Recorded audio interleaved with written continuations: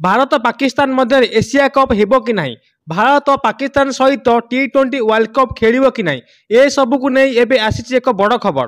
दर्शक बंधु जो भाव पाकिस्तान भारत उपर पहलगाम अटैक कला एवं भारत प्रतिशोध नापी मिशन सिंदूर को सक्सेस कला परे परे भारत पाकिस्तान मध्य युद्धर घमाघम देखी चलती। पाकिस्तान गोटे पर गोटे आक्रमण भारत उपर कर चलती एवं भारत मध्य तार आक्रमण प्रतिशोध नहीं चली। आउ ए सब भितर आसी एक बड़ खबर, पाकिस्तान भारत सहित एशिया कप खेल ना एवं 2026 खेल जाऊा T20 वर्ल्ड कप खेल ना।